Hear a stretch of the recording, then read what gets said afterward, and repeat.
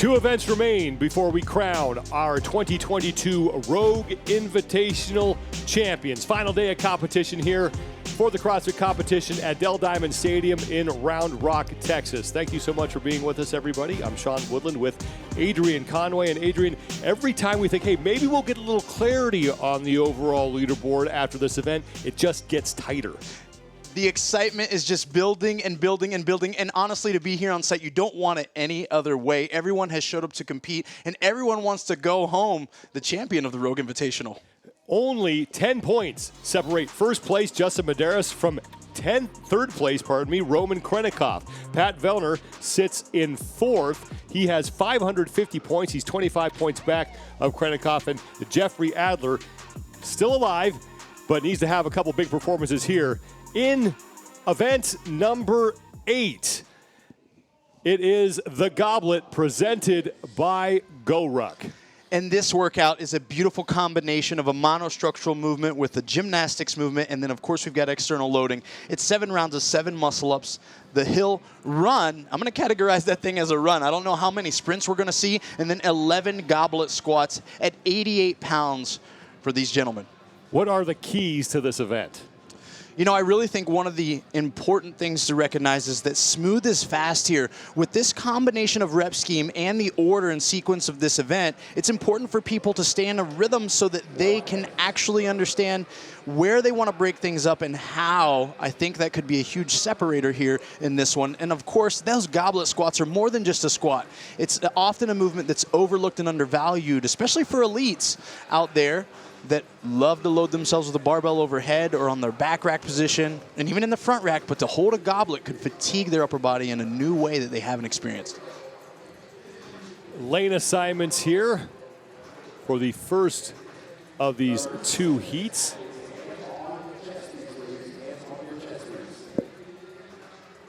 Athletes are getting set on the starting line. Noah Olson taking the time to acknowledge the fans. And you got to love it. Take some time, soak up the moment. You're out here right now. You're going to have fun in this workout. Give the people what they want. A lot of that's just some simple interaction. We are underway. 7 rounds, the 7 muscle-ups, a hill sprint, and then the 11 goblet squats. You know, and Saxon Panchik, Sean, is an athlete that I really like to watch on a workout like this. Again, with the combination of movements, it's pure CrossFit. And I think that Saxon hadn't really had a performance the same way that he would have expected or desired for this weekend to go. And I know that he wants to really finish strong. So this is a workout in a combination that I really like in favor for him to show his capacity.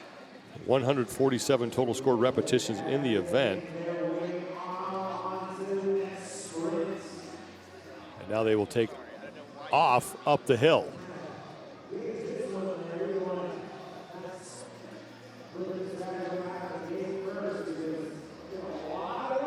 We'll get a rep with every pylon that they pass.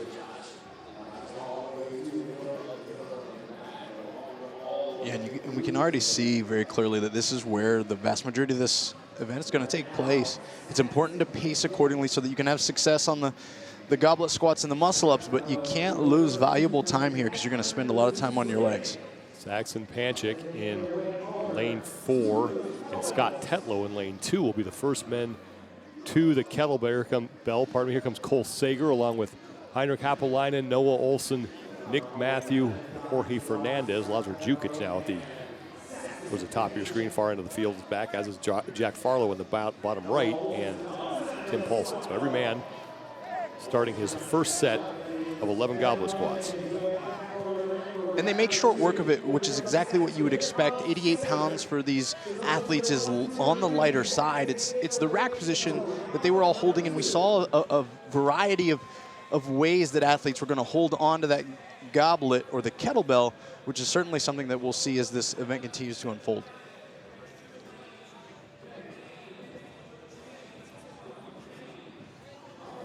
Back for round 2, as Scott Tetlow and Saxon Panchik are your leaders early in this heat. Second of 7 total rounds. Tetlow is off the rings. He's heading up the hill.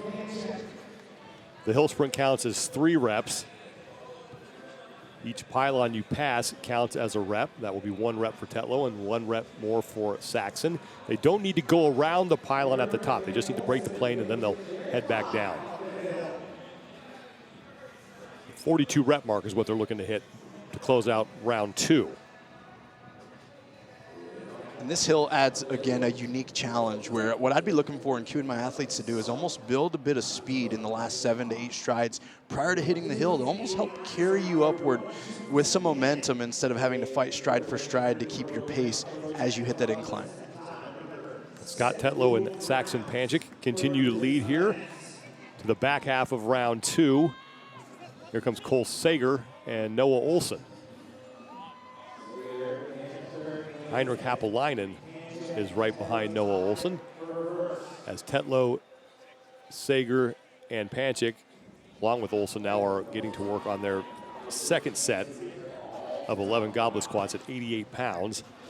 Sager, Panchik, and Tetlow done at the same time, and they will start the jog back towards that hill. Back towards, the ring is to start round 3. And a lot of these athletes are going to be trying to pace in such a way that the 7-ring muscle-ups are cool, calm, and collected.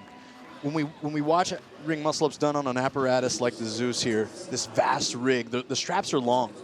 And on a day outside with the wind blowing a little bit, that can get those rings flying in all kinds of directions. The last thing that you want to do is have to navigate that obstacle to break up your ring muscle-up sets. Tetlow got off just ahead of Saxon Panchik. Cole Sager is now solidly in 3rd place as the top 3 men have separated themselves from the pack. Noah Olson is in 4th. He's towards the top of your screen, making his way towards the hill. The 63 rep mark, they will be done with round 3.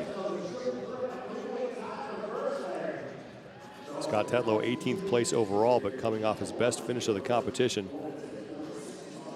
Took 5th place this morning in that snatch press event.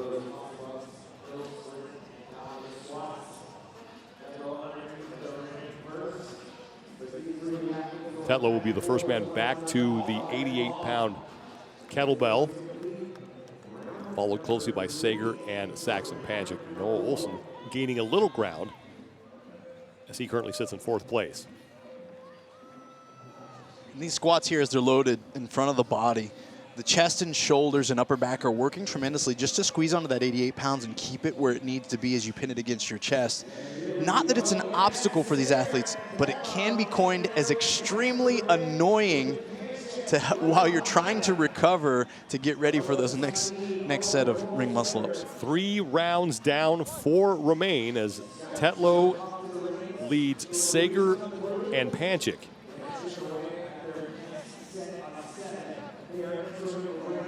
Noah Olson is still in 4th place, along with Heinrich Happelainen. The 2 of them have also finished their 3rd rounds.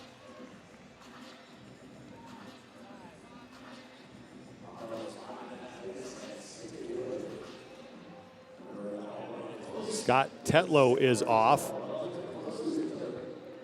Cole Sager and Saxon Panchik right behind him.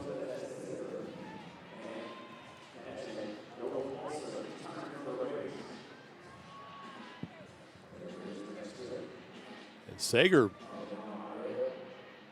gaining a little ground on Tetlow up the hill and almost pulling even with Scott.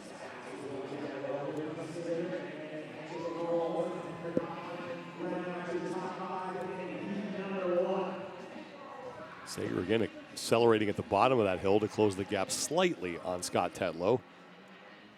11 more goblet squats at 88 pounds.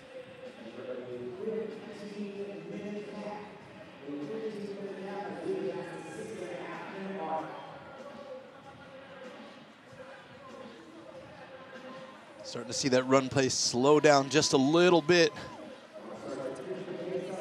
Almost down to a walk even as Saxon gets ready to prepare himself for these 11.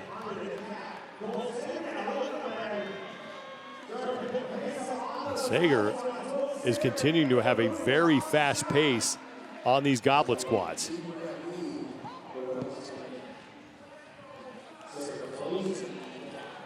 Cole's historically a great squatter, legs a lot like pistons. very upright torso in the bottom of his squat, which tends to be a tremendous advantage. When you move well on a particular movement, it allows your body to be efficient, and we also know that he's got great strength and endurance as capacities.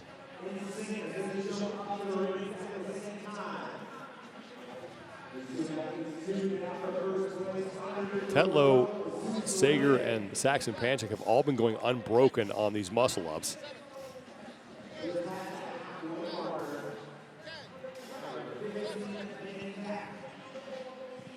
Tetlow is done, Sager is done, and Saxon Panchik is just about finished up as well.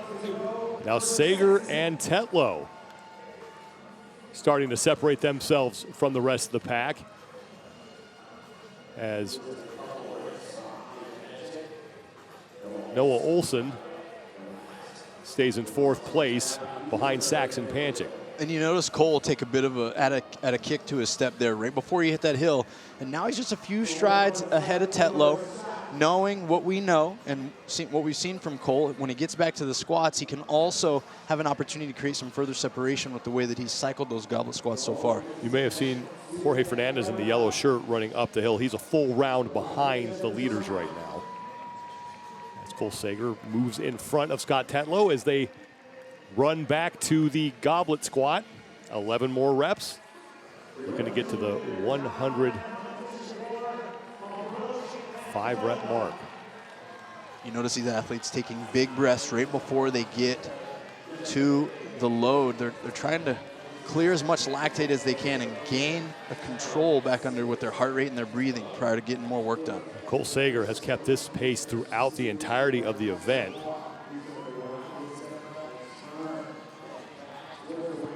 He is done with round 5. 2 rounds remain.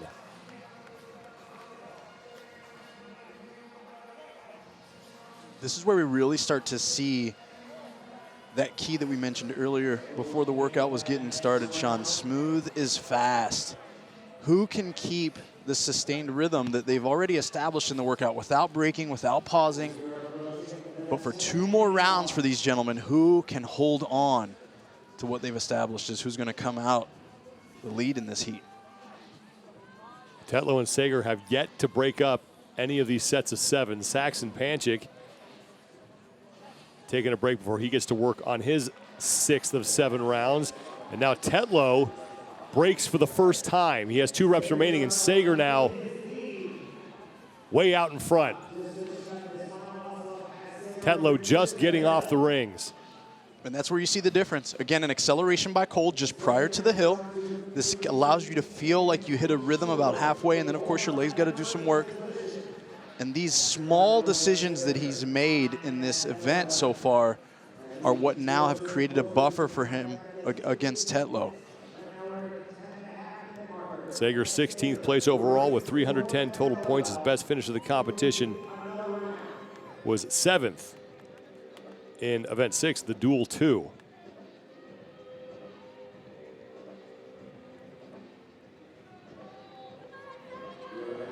Cole looking very composed, controlled. Of course, at this point, everyone is suffering. Everyone is, feeling the heat out there under the sun and all the reps that they've accumulated, but it's who manages it the best.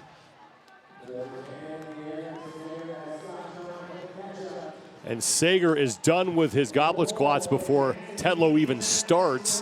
1 round remains for Cole Sager. Saxon Panchik and Noah Olson are fighting for 3rd place along with Lazar Jukic and Nick Matthew. Heinrich Happelainen also in that battle as well.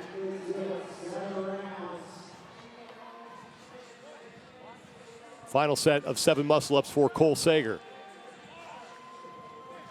Still showing us a really beautiful swing, driving his hips open to help use his upper body to get him through that transition. The dip is no problem for Cole, even with all the pressing and upper body stressors that we've put on these athletes through the course of the event. He's out. Sager off on his final hill run.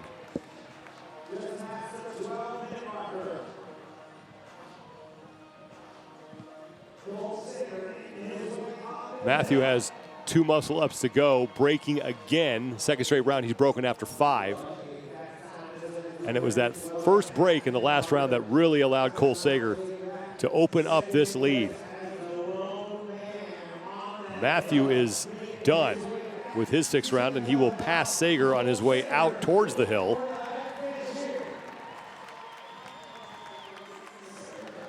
This is where Cole's got to find that kick. He's almost there.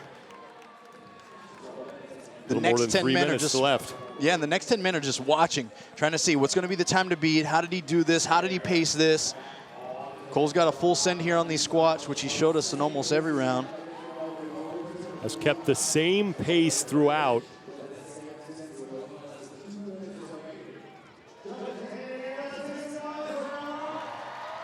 And Cole Sager is going to take heat number 1. 13 minutes, 16.29 seconds. And now Scott Tetlow to finish things up.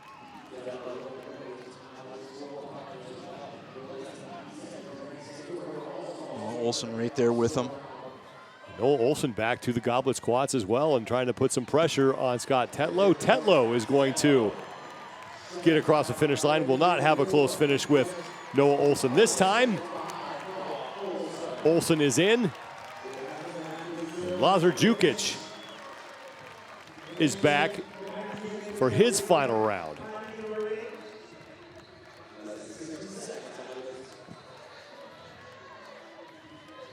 Now a lot of these athletes are just going to be battling against that clock. How far can they get before they reach the time cap?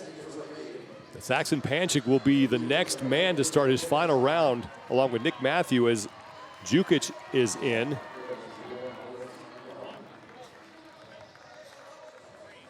(17.98 seconds), and Lazar's been gutting through an ankle injury. He rolled his ankle on Thursday in the Texas Trail event and has decided to just keep gutting it out. And now a race between Panchik and Matthew, and I don't know who got there first. Matthew by 2/100ths of a second. Now that is the closest finish we have seen so far. Wow. What a finish by Matthew. Kind of walked down Saxon for the last 2 rounds, gaining ground little by little, and then a sprint to the finish. That was impressive.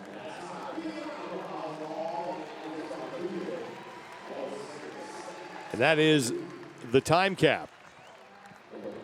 Cole Sager, 13 minutes, 16.29 seconds with the top time heading into the second and final heat. And once again, we get a really close finish between a couple of athletes as Nick Matthew and Saxon Panchik are separated by just 0.2 of a second. And Nick Matthew, you had that tie, remember, at the games with Guimayeros. He's used to those super close finishes across the finish line. He certainly understands that urgency that's necessary. Let's take one more look at Cole Sager's effort. And it was really the pace that he kept on these squats that allowed him to stay ahead of Tetlow until Tetlow broke those muscle-ups, and then it was pretty much over. Yeah, it really was. We talked about it being more than a squat, and it certainly mattered. And again, Cole had this awareness in him to surge up that hill each and every round. And wherever you can start to make up seconds, Sean, when there's 7 rounds in an event, you scrap for those seconds because they accumulate over time. And this is what we allowed Cole to have that strong lead and strong finish to be our leader so far in this event. Cole Sager, 16.29 seconds, followed by Scott Tetlow and Noah Olson. And then look how close the finish was between Nick Matthew and Saxon Panchik, just 2/100ths of a second. 6 men finish inside the 15-minute time cap. Second and final heat getting set to come out on the field, and here are the overall standings as Justin Medeiros and Roman Krennikov, first through third, separated by just 10 points. Patrick Vellner and Jeffrey Adler hoping to get into the top 3. Jason Hopper sits in 6th with an even 500 points. Brother, we have got a show down. This workout being, this event specifically being textbook CrossFit here. The Goblet, 7 rounds of 7 ring muscle ups, the hill run, and the 11 goblet squats at 88 pounds. I love that We're here at pretty much the apex of the competition with only 200 points left on the floor. The race is so tight, and now we're just going to do exactly what we do in the form of traditional CrossFit. Here are your lane assignments, and your 3 leaders will be in lanes 4, 5, and 6. Justin Medeiros with precious little room to spare between himself, Chandler Smith, and Roman Krennikov, as we have seen 5 changes on top of the overall leaderboard so far in this competition. And we are underway, and Roman Krennikov, 3rd place overall, coming off a 12th place in that last event. Exactly, and that's what we've seen throughout the course of this entire Rogue Invitational is back and forth, back and forth. How are these athletes, specifically Roman Krennikov, going to rebound from a 12th place when he is right there within striking distance of taking home the gold here this year? And that's what we're going to really see. He's a bigger athlete. How will he manage the high volume of 49 ring muscle-ups and all of this running compared to some of the lighter athletes in this field? Everybody getting off the rings at about the same time.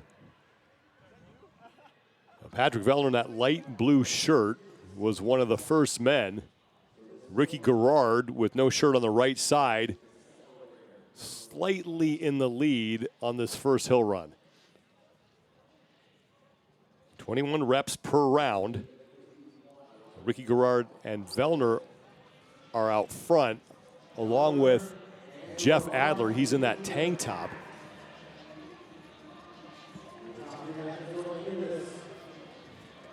Patrick Vellner currently in 4th place overall. He's just 25 points back of Roman Krennikov for 3rd. And I want everyone to remember, one of the keys to focus on this particular event is smooth as fast. You know, we weren't talking about Cole Sager in the first 2 rounds of that last heat. All of a sudden, he continued to sustain his pace, establish one that he knew he could hold through the 7 rounds, and that allowed him to have an advantage on the rest of these competitors, some of which came out too hot. And Vellner is off first, going back to the rings along with Adler and Garrard.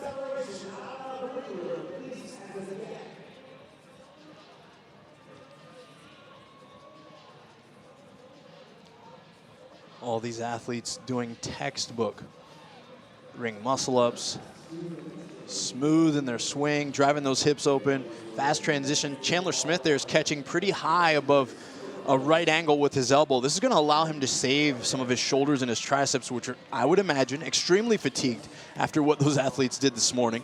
Vellner, Adler, Garrard, and Koski, the first 4 men off their 2nd round of muscle-ups. And they're making their way back up the hill. Garrard on the right side of your screen along with Jeffrey Adler. You saw Patrick Vellner looking over his left shoulder to see where his competition is at this point. He makes the turn. There goes Medeiros and Chandler Smith. Lean and fall, boys. When you turn and you get going down that hill, allow yourself to lean and fall as best you can. Try not to decelerate your body. That's going to suck more energy out of your quads. And you got to use those things to squat. Ricky Garrard leads the way here back to the goblet for the 2nd time. Adler and Vellner in 2nd and 3rd. Quant, Gudmundsson, along with Jonakoski behind them. Jason Hopper closest to the camera on the bottom right-hand side of your screen. There's Chandler Smith, who is just 5 points back of Justin Medeiros for the overall lead. Patrick Vellner staying in front with Adler and Garrard. Koski in 4th, followed by Gudmundsson and Quant. Medeiros right now 5th in the event, but he's ahead of the 2 men immediately behind him in the overall standings. Chandler Smith and Roman Krennikov, as Roman was the last man done with that set of goblet squats as he heads back to the rings to begin round 3 of 7. And that's what you've got to assume about Justin, is that he has the awareness, clearly being a 2-time champion. It would be remiss to go unsaid that he knows exactly what he needs to do and who he needs to beat. And he's going to try to run this race appropriately so that he ends up with more points than those that are nipping at his heels. Ricky Garrard out front here. And Gerard got off to a great start. Back-to-back third-place finishes, but then an 18th, a 10th, an 11th, and an 18th. 4 straight events outside the top 10. Or 10th or lower. And then a third place looks like it was going to get him back on track in the Texas Oak, but then came back this morning and finished 17th. He currently sits in 12th place overall.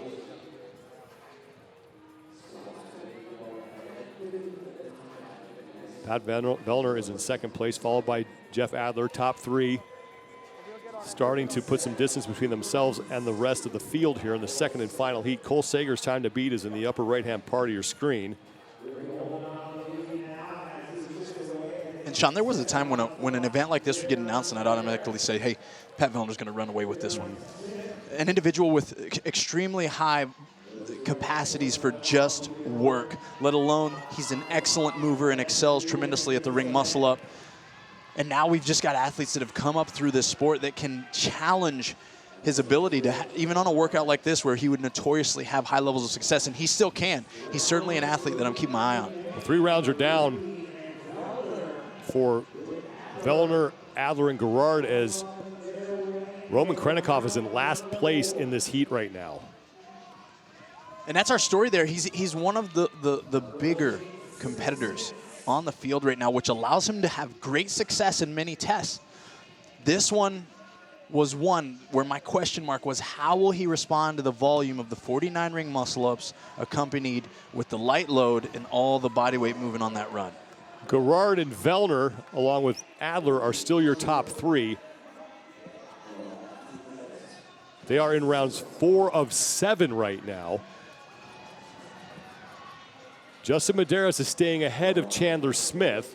Medeiros only has a 5-point cushion over Smith for the top spot in the overall standings. We still have one event to go here as Roman Krennikov is back onto the rings. There goes Justin Medeiros. He's trying to become the first man to repeat as Rogue Invitational champion. And Patrick Vellner is trying to keep his streak alive. He's been on the podium every year at the Rogue Invitational, and he was your 2020 champion. Yeah, and right now, with the way Roman is appearing in this event, Pat certainly got a chance. The door is going to be open for him, being only 25 points off. There is Roman Krennikov, who is in last place in the heat.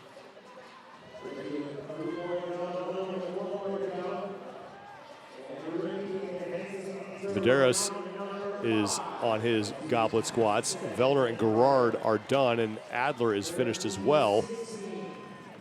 And they are through 4 of the 7 rounds. In the back half of this event now, 147 total score repetitions. Yeah, and here we are. We're at this point where Medeiros is just going to do what he can to conserve what he can and still stay just out of arm's reach of Chandler. He knows at any given point another competitor could potentially make a run or make a push, and he wants to conserve as much energy as he can while maintaining his lead. Pat Vellner trails Medeiros by 35 points. Now, to make that up, if Vellner were to win this event, Medeiros would have to finish 8th.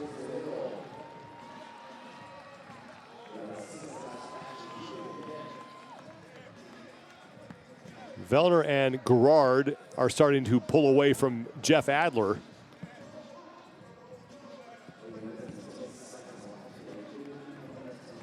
Adler making his way up the hill. Sean, there's something uniquely trying about this test, too. The way that Chris Spieler and Josh Bridges, beautifully wrote this thing up is that because there's 7 rounds, it turns into such a psychological test. We're so used to in competition, fast events, 3 rounds, chipper style, 1 round through. But to see the same competitors beside you 7 rounds consecutively, it becomes very mentally trying. How can I keep this lead? How do I stay close? They're all questions that you start to have to manage and deal with individually as you're out there in the field of battle. And there we are with Roman.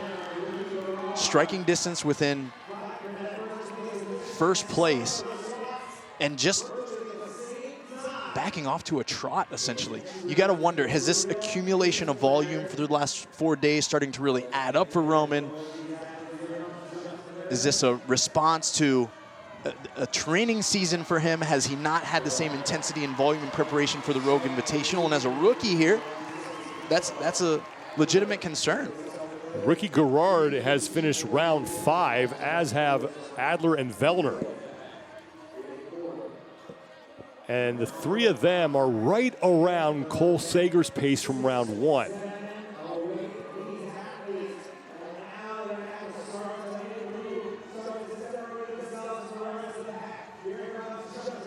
We talk about smooth as fast. If I had to judge simply by looking at these athletes, Pat and Ricky are both gearing up for a heck of a ladder run here in this event because they both look under control.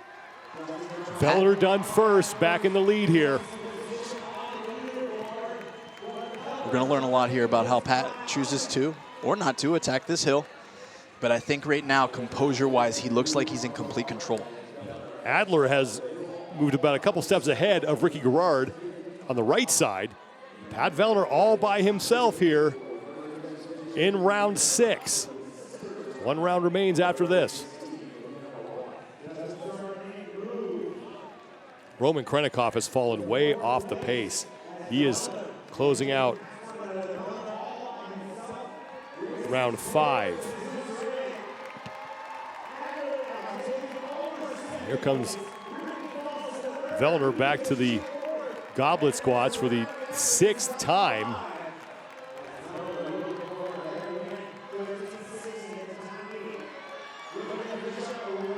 Right to work, no pause, no hesitation.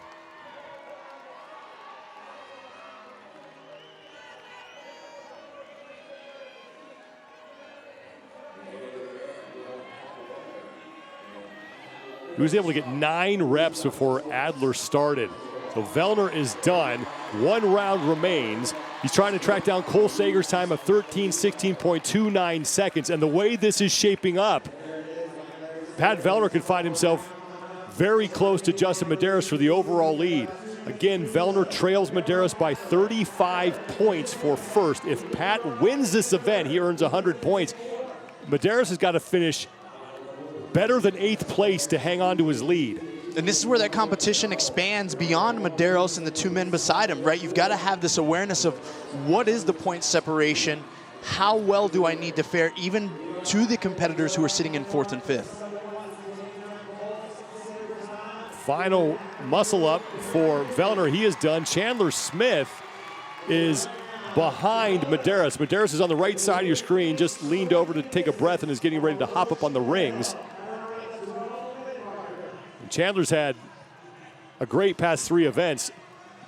Nothing worse than 3rd place, and he has an event win in the Texas Oak. Vellner crests the hill and works his way back down for the final time. 16.29 seconds, and Vellner's going to have to hurry here. Yeah, and you wonder if he's aware, does he see, does he even know how close he is to that time at this point out on the field? Or is he more concerned with coming away with a win here in this heat? Vellner for the final time. Really going to have to rip through these to have a chance to catch Sager.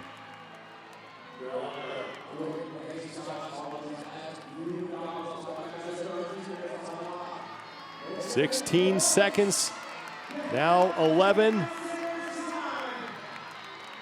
Sager might have, or pardon me, Vellner might have a chance. He's got to sprint. I think he may have gotten there. He got it. 13:15.08 for Vellner, and an event win when he absolutely had to have it. Now here comes Adler. This is going to help Vellner a lot.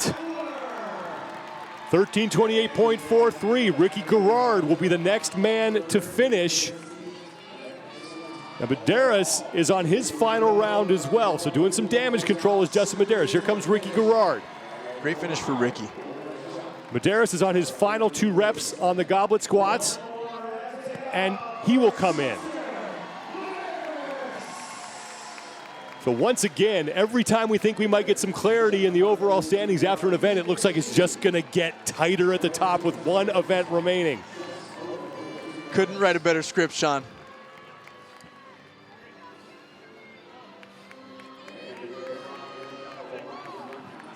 And we had BKG cross the finish line. Yona Koski here. Koski's in. That leaves Hopper, Krenikoff, and Chandler Smith, along with Sam Quant, left on the field. Here comes Smith across the finish line. And Roman Krenikoff, who came in third place, going to fall out of the top 3. And will get capped. He needs to get another rep if he can hurry down this hill and pass that pylon. Yeah, when you see an outlying performance from someone like this as Roman, I mean, this is why we watched him. We didn't know how he would respond to this particular event, but you got to wonder, is it fatigue? Is it cramping? Is it lack of nutrition?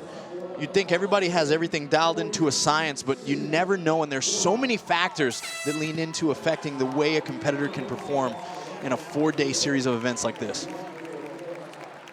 Pat Vellner with the event win, his first of 2022, his 6th career event win at the Rogue Invitational. He's second all-time to Tia Toomey, who has 10. And trying to keep his podium streak alive here. He needed to pick up 30 points on Chandler Smith to get into second. I've spent some time with Pat, gotten to chat with him in various settings. Pat Vellner's never going to show up just to have a good time. He is here to play and here to go hard to get on top of that podium. Vellner unofficially is going to pick up 30 points on Medeiros. He will only trail him by 5 going into the final event. Oh, man. Roman Krenikoff is going to have some work to do as he finishes outside the top 10. Yeah, it looks like that could leave him close to 17th place, Sean. So Pat Vellner with 100 points. Let's go down to Kiki Dixon. Pat, congratulations. You just picked up 100 points. Capacity for volume comes to mind with an event like this, but where do you feel that the event was won for you? Consistency. I think this was a really long workout, and we're kind of peak heated today, so if you came out too hot, that hill got real high real fast. So, I mean, taking a little control at the start, consistency between rounds played off a lot. Now, you came in just ahead of Sager's time that was in the previous heat. Were you aware of how close your scores were? Or times, rather? I wasn't. I watched him go for like the second half. We saw his time. I knew it was low 13s. To be honest, when you finish that last set of muscle-ups and turn and look at the hill, you kind of turn your brain off. Just stay ahead of the guys in my heat. Try not to start walking in that last 30 seconds of the workout. Get those 11 squats out and get to the finish line. Shut it down. Congratulations, consistency won. Yeah, thank you. 100 points takes the sting away a little bit. Thanks for joining me. Vellner hit the nail on the head with his pacing. Smooth as fast is something we said these athletes need to focus on, and he did it absolutely perfect. He knew exactly his pace, and he ran it, and it allowed him to finish with urgency and speed. And of course, just like he said, when you get 100 points, it takes the sting away just that much more.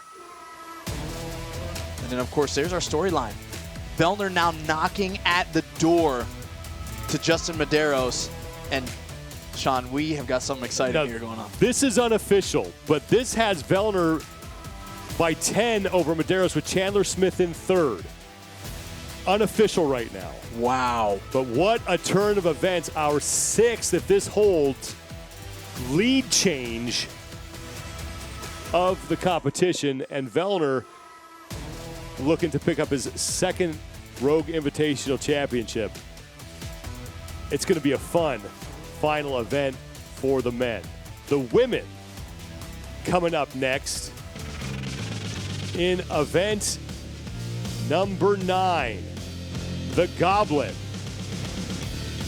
Stay with us, everybody. Action continues at the 2022 Rogue Invitational.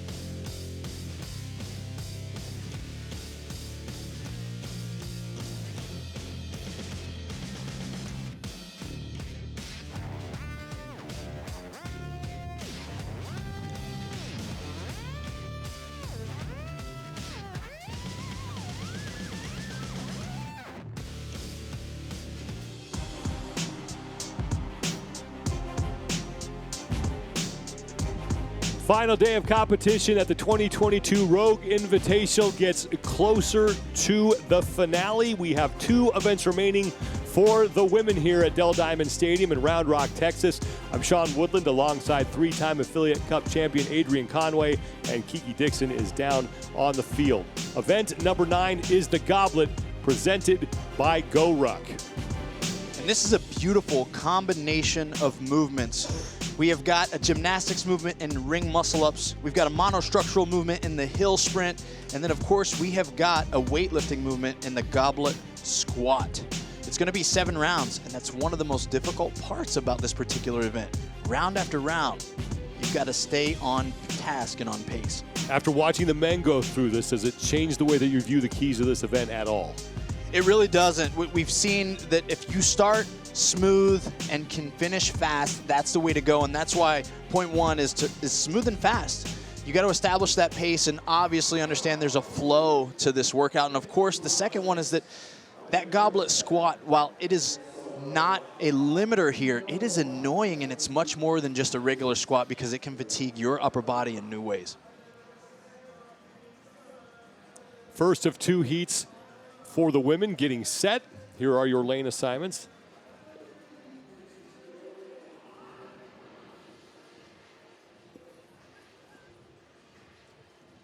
A lot still needs to be decided here in this event.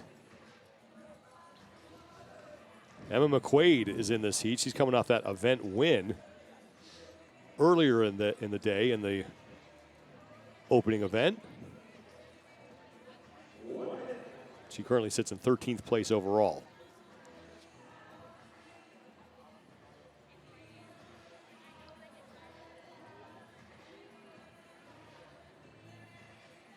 These athletes have been through a lot over the last 4 days, and to hit them with a workout that's going to go the distance like this one and accumulate as much volume, it is a rude awakening to some. 30 seconds before we start. And mentioned Emma McQuaid, who's coming off her best performance of the competition. Yeah, when I think about this athlete, I think about work capacity.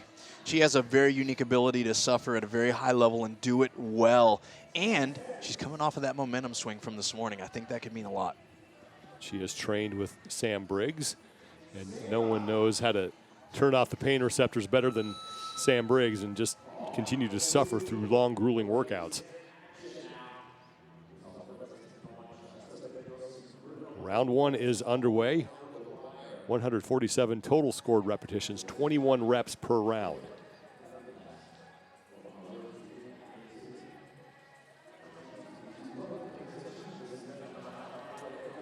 Emma again showing us just a clinic with these ring muscle-ups.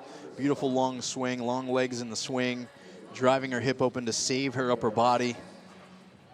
Catching that dip still slightly at a right angle with her elbow, which is going to tax her tricep just a bit, but not really low. Well, 8 of the 10 athletes are done with their first set. Solberg and Kerstetter are still on the rings.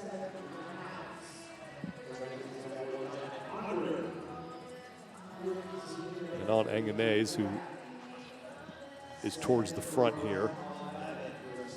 And also Bailey Rogers.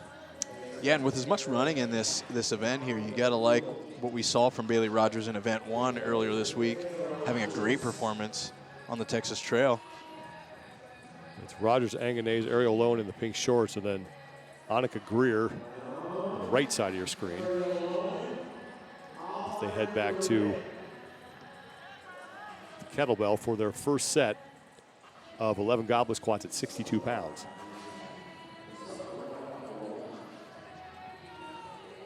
What we'll want to watch more closely even as the women attack this event is will the ring muscle-ups affect them in a different way at all? Is this a place where more athletes can create separation from one another, which I believe with 49 listed in this workout, if they complete it, I certainly think it can be a focused aspect for the women. Manon Anganese, Ariel Lowen, and Bailey Rogers, the first 3 women done. Jacqueline Dahlstrom at the bottom of your screen and Annika Greer are heading back to start round 2. Carolyn Prevost in the white headband, and Emma McQuaid heading back to the rings. See Jacqueline Dahlstrom even fighting just to grab her rings. And this is one of those issues that I warned about or mentioned earlier, is that when you break up the ring muscle ups or you hit them wrong with your hands and they get swinging and they're out of reach, outside with long straps, it's a challenge. On Anganez, who's on the right side of the screen, is Ariel Lowen is now in front. First off of the rings for Ariel Lowen here in round number 2. Her best finish came on day number 2 of action. That's back on Friday when she tied for second in ski bar.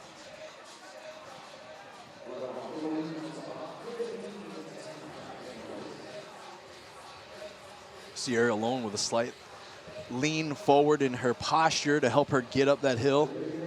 Now Anganez is in second place, working her way down the hill with Lowen, and Emma McQuaid is now on the descent. Anganez starting to catch up with Lowen, and here comes Emma McQuaid. Anganez has a great descent down the hill. Ariel Lowen was fighting gravity just a touch there.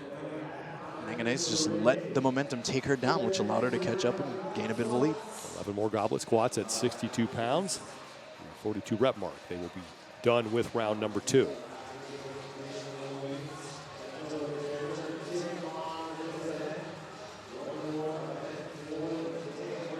Anganez in 12th place overall, but has really put together a nice string of events here. Her last 3, a 6th, a 6th, and then a 2nd earlier today. Lowen done first. Anganez right behind her. Into round 3.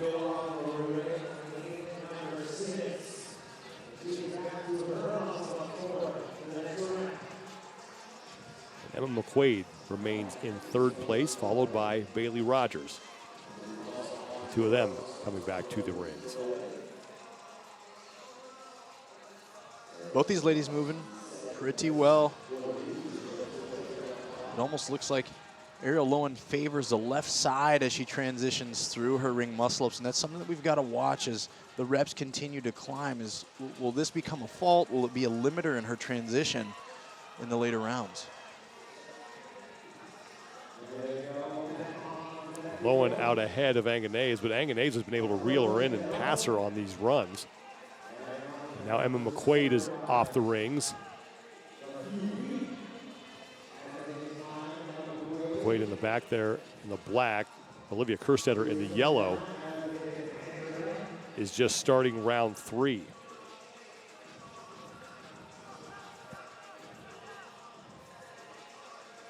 Here we go. Ariel Lowen mimicking what she saw Anganez do on that last round to overtake her, and that's a smart adaptation for any athlete. Use what works. Don't be afraid to abandon what you know to do what works.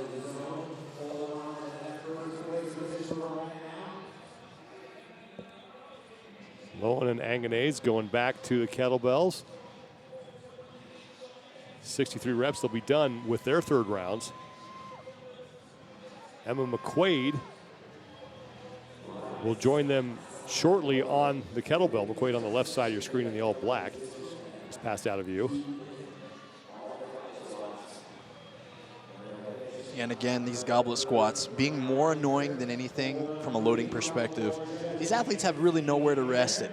It's not a barbell. You can't just hold it snug against your throat in a front rack position. You're using your arms, you're using your shoulders and your upper back to sustain that load as you squat it up and down. Lowen and Anganez now through 3 of the 7 rounds. And McQuaid is done.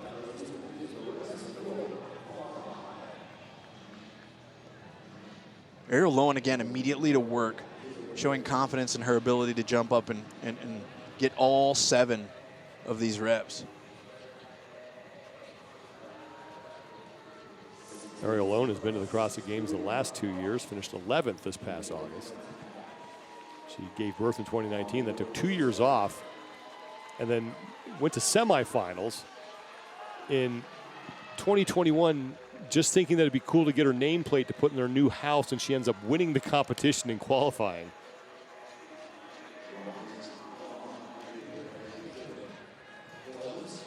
Again, a bit of a slap in the face.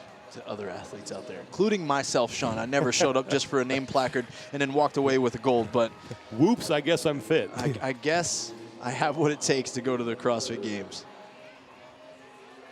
Now, Lowen and Anganese have slowed their pace as they work their way up the hill here in round 4. Danny Spiegel is a full round behind.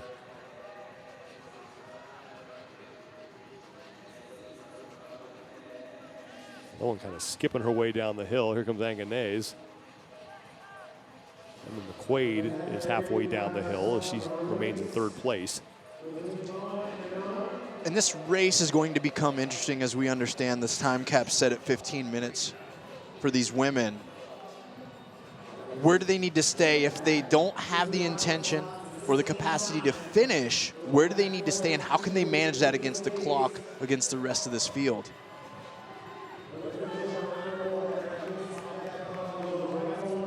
Lowen to work just ahead of Anganese, and here comes Emma McQuaid.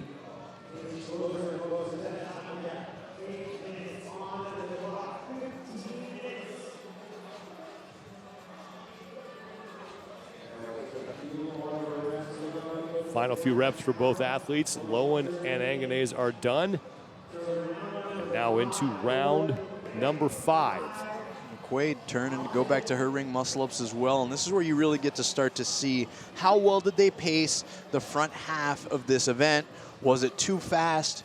Did they get caught up in a battle that they probably shouldn't have been trying to fight so early? And how well can they finish?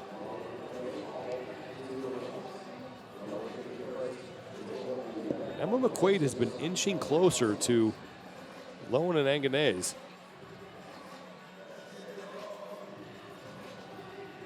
These two are still your leaders in the heat. And there we see our first break in the ring muscle-ups for Ariel Lowen. And that will allow Manon Anganese to move in front. And we saw this with the first heat with the men. Those breaks on the muscle-ups can be costly. And now it's Emma McQuaid who has moved into 2nd. Lowen is done. Anganese, your leader on the left side. Emma McQuaid in 2nd place on the right. And in the background, there's Ariel Lowen trying to catch up to the top 2 women in this heat. We're watching some great pacing so far by Anganese, and I just can't help but ignore the work these athletes have done throughout the course of the 4 days. Already 40 bar muscle-ups, already 80 GHD sit-ups, heavy back squats, heavy box jump overs, or high box jump overs. They've accumulated a lot of volume, legless rope climbs, Wonder Max log lift, and now we're starting to see a lot of this accumulate in a long chipper-style workout like this one. Anganese and McQuaid now your top 2. And Emma McQuaid will get back to the kettlebell just behind Anganese.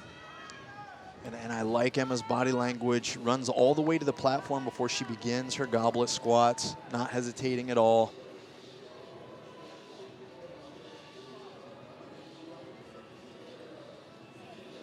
Ariel Lowen now in 3rd place.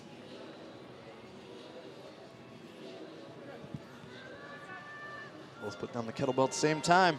5 rounds down for McQuaid and Anganese, and Lowen trying to close out her 5th round. 2 rounds remain. 4 minutes before we hit that 15-minute time cap.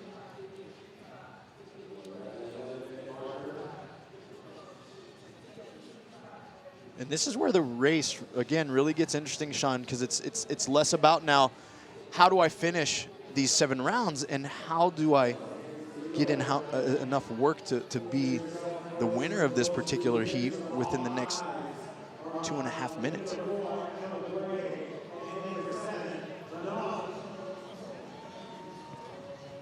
McQuaid, Anganese, and Lowen, your top 3.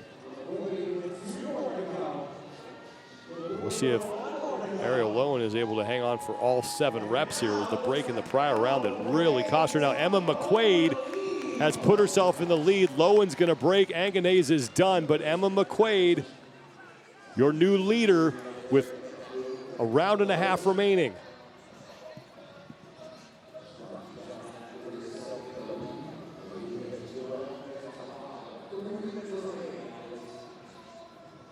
Still 3 minutes left to work here.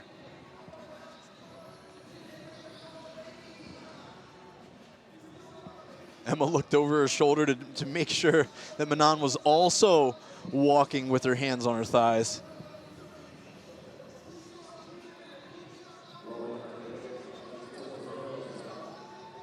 Here comes Emma McQuaid down the hill and back to the kettlebell.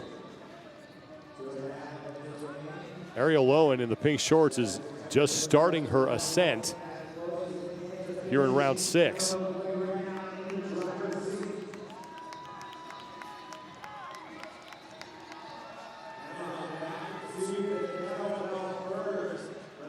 can these women give themselves an opportunity to get back to this kettlebell? 3 minutes, now 2 minutes, pardon me, to go until we hit the time cap.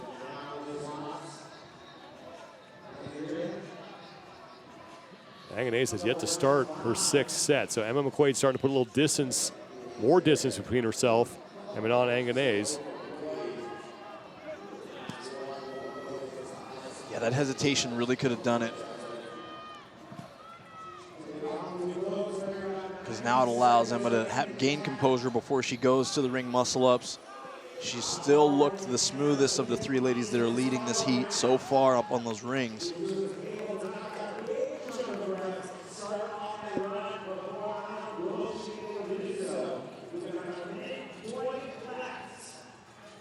About a minute 15 left now as Emma McQuaid gets set to start round number 7. Final round for McQuaid. We have 60 seconds to go before we hit the time cap. So it doesn't look like any woman in this opening heat is going to be able to finish this event inside the allotted time. But McQuaid still has some time to accumulate more reps if she can get through these muscle-ups and get herself to at least the first pylon. She breaks. This is the first break we've seen. I think she has 1 rep remaining.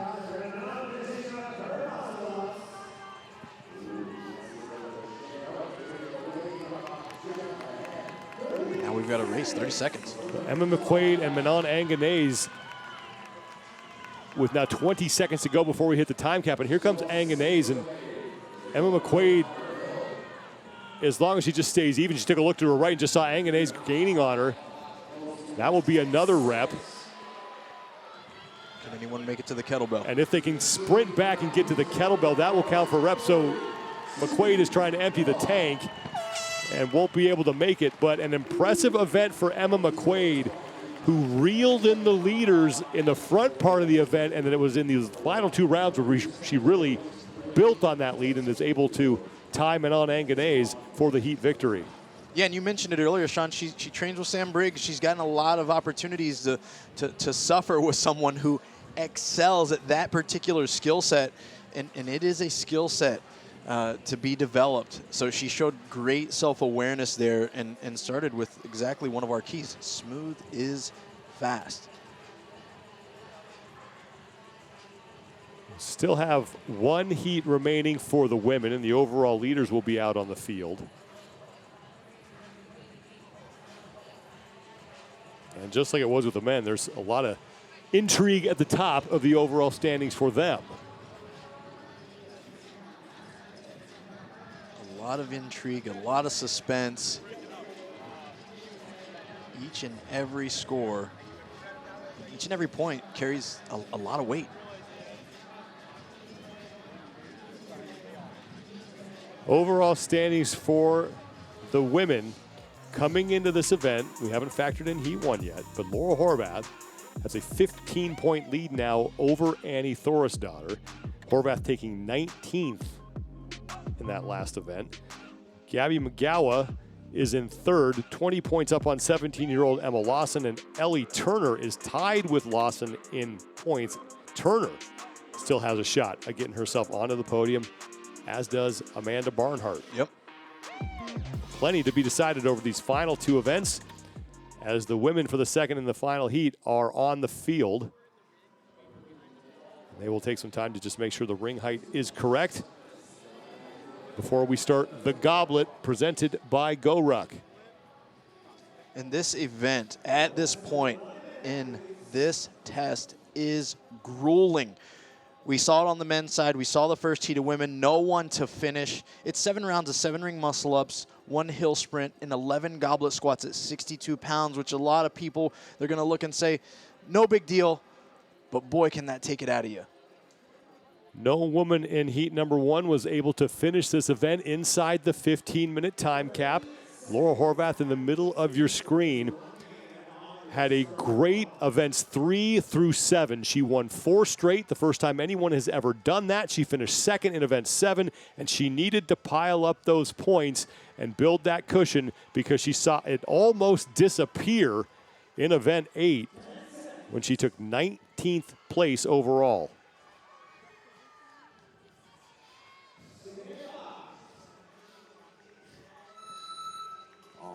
And Laura Horvath should like this event a lot more than she liked the last one. Tremendously, Sean. She's shown throughout her course of a career that she does well with hanging and pulling. Of course, her background as a climber is going to play into that, but I also expect her to be extremely hungry. After coming off a setback of a event like the last one, she needs these points. She could definitely be someone that comes out and gets 100 points right here in this event. If someone in this heat is able to finish the event, they will win 100 points, obviously if they finish ahead of everybody else in the heat. So Laura Horvath is out towards the front here along with Danielle Brandon. There's Emma Lawson right next to Annie Thorstadter. Thorstadter gaining some ground now on Lawson in the opening stages of the second and final heat. First of 7 rounds here. Yeah, and I really like how, again, it showed Annie took a bit of a surge just prior to that hill. I think it can save some energy in your legs. Using momentum, we see it in Brandon now too. Use the hill's momentum. Use that downgrade to help you build speed. Don't resist it as you come down. And then just glide across the flat to get to that kettlebell. Matilda Garns on the left side of your screen. She's down in lane 1. She's towards the front too. So it's Garns, Brandon, Horvath, Thorstadter, and Lawson all to the kettlebell first. And then Alexis Raptis in lane 2, right behind them.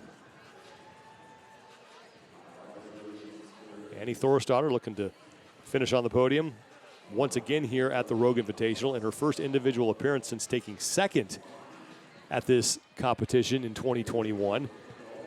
Matilda Garns is done first, followed by Danielle Brandon and Laura Horvath. Lawson and Thorstadter finished as well as they head back to the rings to begin round 2 of 7.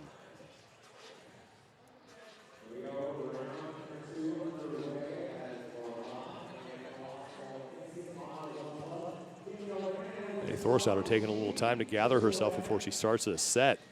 Horvath and Lawson got right to work.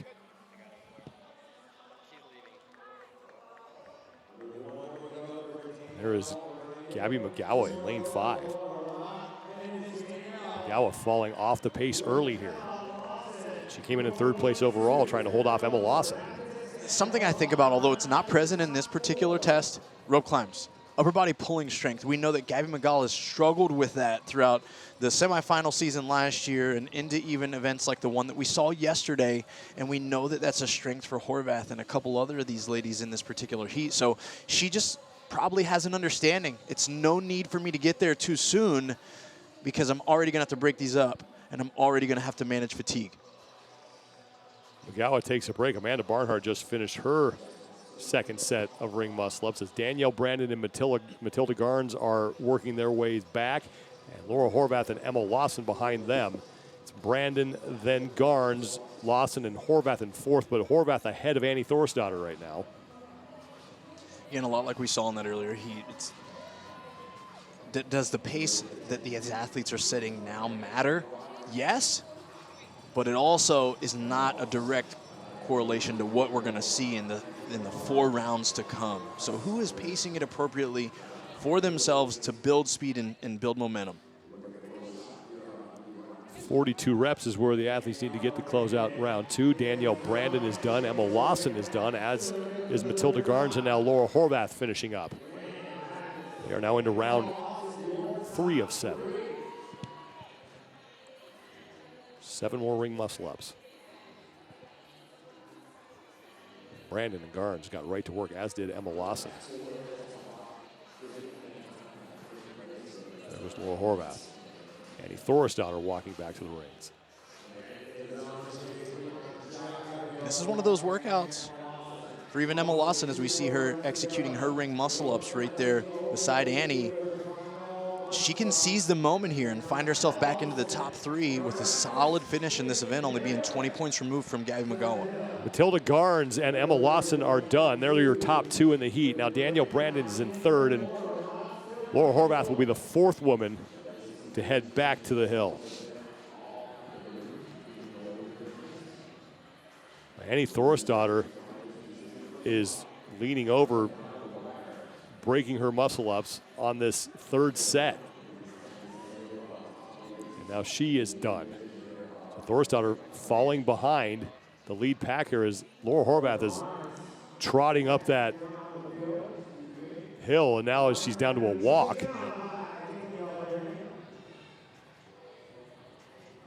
And for Laura, she's probably thinking, where's Annie? Where's Gabby? If Gabby's an afterthought, now she's going to really be focusing on Annie's pacing and staying just ahead of her.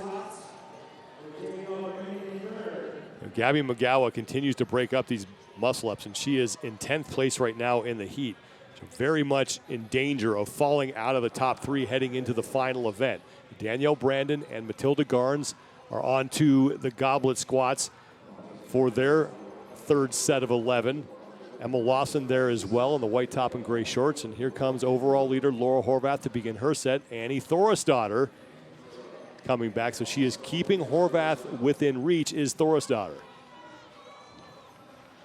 And we watched Annie execute a ring muscle up. She broke her setup already. Laura went unbroken on the last round. I'm anticipating that we'll start to see Laura break hers up here soon, and not necessarily due to the hanging and pulling, but it looked like her dips could have been starting to fatigue a bit, which again is another press movement that's going to be strongly correlated to what we saw earlier in that handstand push-up.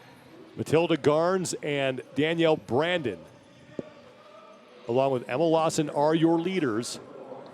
Lawson coming in 4th place with 530 points. She's got to make up 20 points on Magawa to get into 3rd, 70 points on Horvath, and 55 points on Annie Thorisdottir to get into 2nd. And Emma Lawson is now your leader in the heat. See her in the background getting to the very bottom of that hill ahead of Matilda Garnes. Great adjustment here by Horvath on her ring muscle-ups. There's a pause now in her transition, and what she does is redirects her legs to allow a kip and a drive of the knees to help her with the lockout. Really great adaptation and great self-awareness there. Emma Lawson continues to lead as Matilda Garnes is down to a walk up the hill. There goes Laura Horvath, now in 3rd.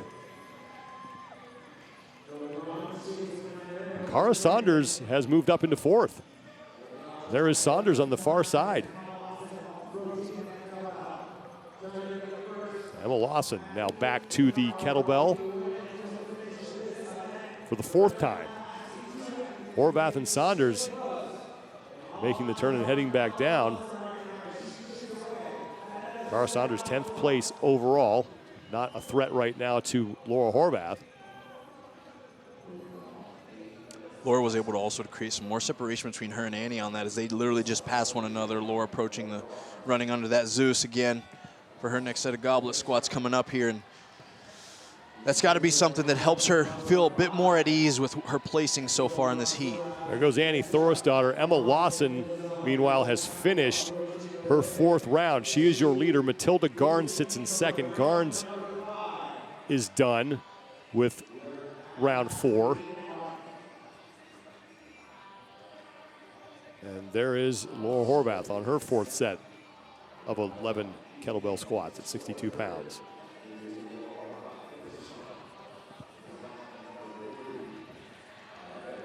Horvath in 3rd place now in the heat, but only about a couple rep lead over Cara Saunders. Emma Lawson back there in the background making short work of her ring muscle-ups, catching every rep fairly high. She's already taken off on her run, looking smooth and composed. Emma Lawson won event 2, ski bar. She got through every single rep, was just not able to get across the finish line. And we may be looking at another event where nobody finishes, and it's the athlete who gets the farthest who's going to wind up with the win.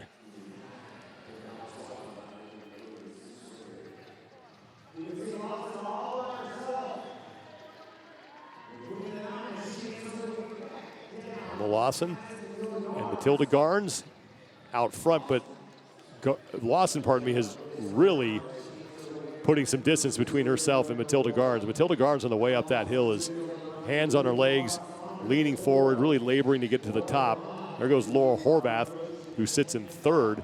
Cara Saunders, though, has passed her, so Saunders has moved into third place. Horvath holding steady in fourth.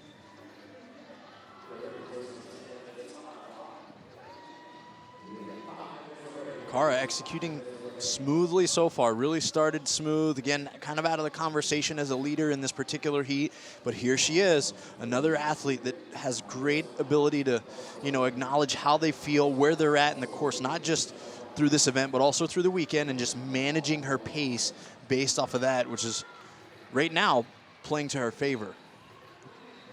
Emma Lawson done with 5 rounds to remain. Annie Thorstadter has fallen back into 7th place in this heat. Now, this is big for Laura Horvath, because Horvath only had a 15-point lead on Thorstadter coming into this event.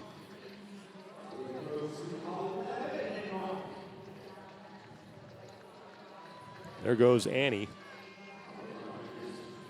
as Laura Horvath is walking back to the kettlebell to close out round 5.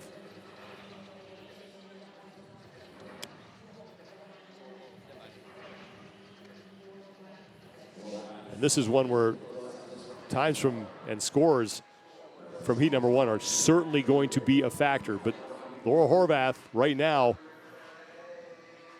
staying ahead of the woman she needs to beat, and that's Annie Thorstadter.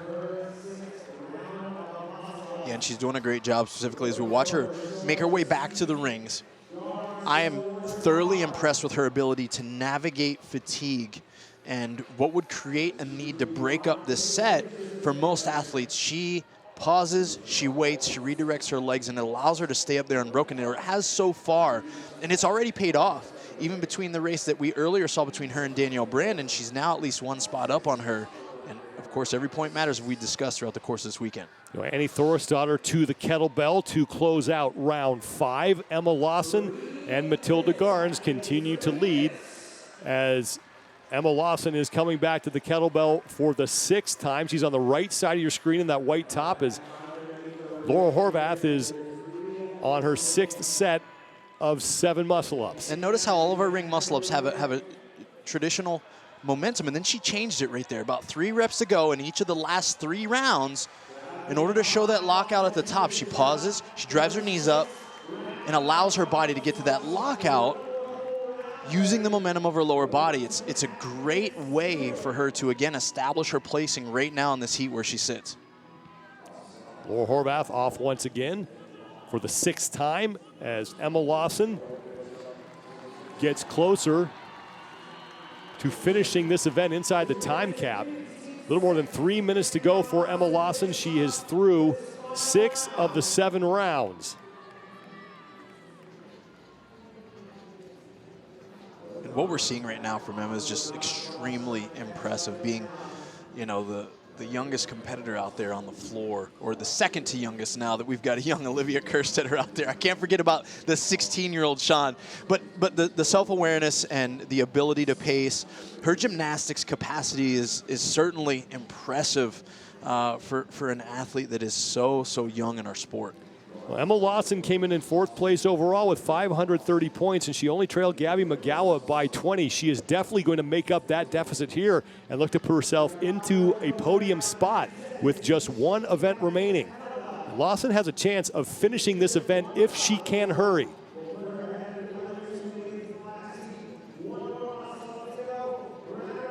And Gabby McGowan continuing to struggle on those muscle-ups. She has just started round 5. Annie Thorstadter trying to move up the standings here in this heat. She is in round 5 as well, or round 6 now. And you watched Annie just make a veteran move. She looked up at the screen, she checked what time it was, and she immediately picked up the pace of her run. She understands that as time wanes away, every rep is gonna lend itself to her advantage. She's gotta get back to the kettlebell and get some work done. And Emma Lawson, to win this event, has got to get back to the kettlebells. Has plenty of time, 40 seconds to go. So Emma Lawson looking at her second event win of the competition. No one even close to her right now. So as long as she just gets a rep or two in, that's some insurance for Emma Lawson.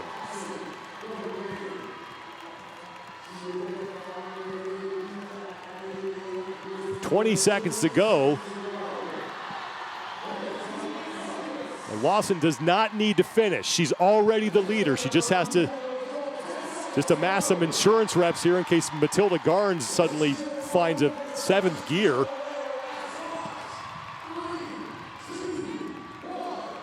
And Emma Lawson, for the second time in this competition, is going to get every rep in, just not across the finish line. Second event win, and will be inside the top 3.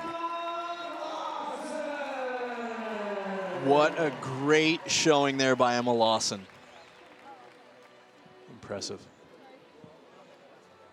Only trailed McGowan by 20 points. She was 55 points back of Annie Thorstadter. Now, depending on some of those scores from the prior heat, she could be really close to Annie for second.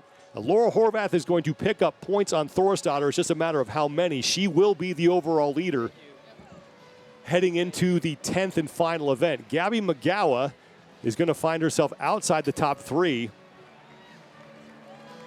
after finishing towards the back of the pack in that second and final heat. And Annie Thorstadter is going to have some work to do if she wants to hold off 17-year-old Emma Lawson. So unofficial results, it's Emma Lawson who is going to win the event as she completes all the work, just doesn't get across the finish line.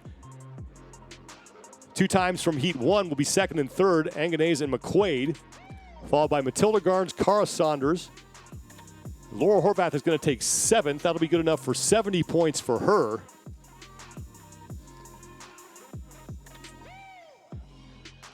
And we will have to see where Thorstadter and McGowan finished to figure out what those points are going to look like. So Thorstadter is going to take 11th. So unofficially, Horvath is going to pick up 20 points on her.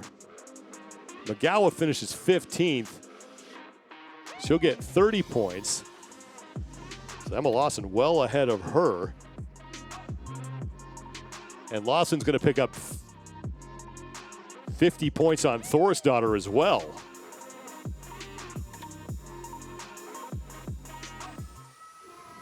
And Sean, the goblet did not disappoint. One of the key things as we watch these athletes navigate this test was they had to make some executive decisions at particular times. While the race is there, the race is for points, podium spots, everybody's got this big finale on their mind.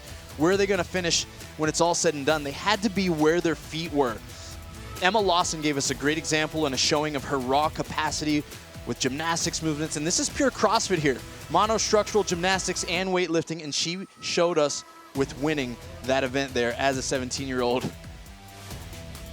Second event win of the competition for Emma Lawson. Unofficial overall standings, Laura Horvath with 670 points is now 35 up on Thorstadter. Emma Lawson inside the top 3, and she has a comfortable lead over Ellie Turner, but now just 5 points back of Annie Thorstadter for second. Gabby McGowan now tied with Turner in points, but sits in 5th because of the tiebreak. Oh boy. Send it down to Kiki Dixon with Emma Lawson. You just secured another 100 points for that leaderboard. This looked to be an incredibly challenging event. What was the biggest difficulty for you, and then how did you go about overcoming that? Definitely the hardest part was the ring muscle-ups. But yeah, I was just trying to run at a pace that would allow me to kind of recover my grip. And yeah, just kind of started out hot and just kind of went for it again. So I had a lot of fun with it. At 17 years old, you're fighting for a podium spot right now. Is that running through your head as the fatigue sets in? What mantra is going through the mind? Well, I mean, as a competitor, it's always kind of running through your mind, but at the end of the day, I'm just here to have a good time and do my best, so whatever happens, happens. Congratulations. Thank you. Thank you. Second event win for Emma Lawson, as we now have just one event remaining in the CrossFit competition before we crown our 2022 Rogue Invitational champions. I want to update you on the men's standings, as those are now correct. And it is Justin Medeiros who is in the lead by 5 points over Patrick Vellner heading into the 10th and final event. Chandler Smith, he's still very much alive, 630 points, 25 back of Medeiros, and Jeffrey Adler knocking on the door for a spot on the podium. Gonna be an exciting finish for the individuals. Oh, yes, it is. We'll take a quick break. When we return, the legends out on the field for the final time at the Rogue Invitational.